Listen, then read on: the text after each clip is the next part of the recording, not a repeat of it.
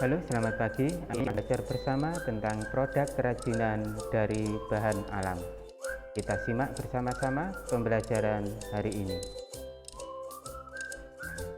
Indikator pembelajaran hari ini yaitu menjelaskan sifat-sifat proses pengolahan bahan kayu, bambu, dan rotan. Yang kedua, memilih kerajinan bahan kayu, bambu, dan rotan. Dan yang ketiga, alat dan bahan kerajinan kayu, bambu, dan juga rotan. Sifat-sifat bahan alam memiliki sifat fisik, sifat mekanik, dan sifat kimia. Pengolahan bahan untuk dibuat kerajinan harus memperhatikan karakteristik bahan agar menghasilkan produk yang baik, efisien, dan juga berkualitas. Contohnya adalah kursi dari rotan memiliki sifat atau karakteristik lengkung. Lalu kerajinan dari kayu yang terbuat dari sisa limbah yang diproduksi menjadi sebuah miniatur kereta api. Tahapan memproduksi kerajinan dari bahan kayu, rotan, bambu, dan tempurung kelapa adalah finishing. Beberapa contoh kerajinan dari bahan kayu, rotan, bambu, dan tempurung kelapa bersifat fungsional dan hias. Membuat gantungan baju. Yang pertama, langkah-langkahnya adalah rancang desain dan ornamen kotak gantungan baju pada kertas. Yang kedua, potong papan kayu sesuai ukuran yang diinginkan. Yang ketiga, tempelkan kertas yang sudah ada desainnya pada permukaan papan dengan lem. Yang keempat, bentuk papan menggunakan gergaji atau tata agar sesuai dengan desain yang diinginkan. Yang kelima, ukirlah bagian kepala gantungan menggunakan tata ukir. Yang keenam, buat lubang gantungan dengan bor. Yang ketujuh, pasang kayu bundar kecil pada lubang yang sudah dipersiapkan sebelumnya. Yang kedelapan, lakukan pengamplasan agar permukaan menjadi rata dan halus.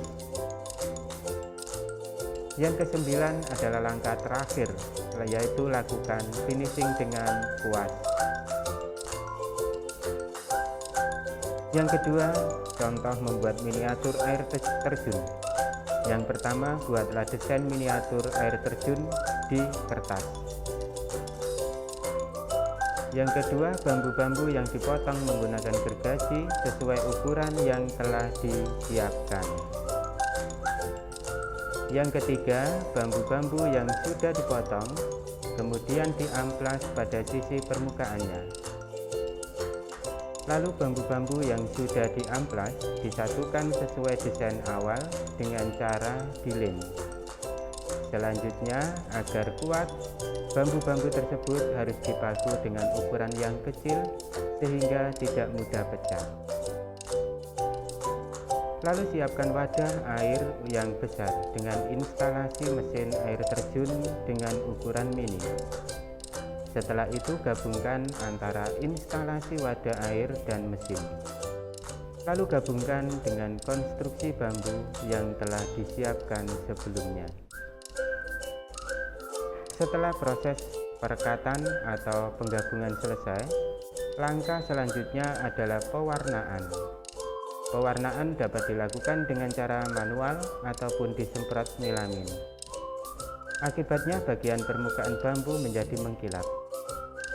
Apabila cat sudah kering dengan sempurna, tambahkan beberapa daun buatan agar menimbulkan kesan alami.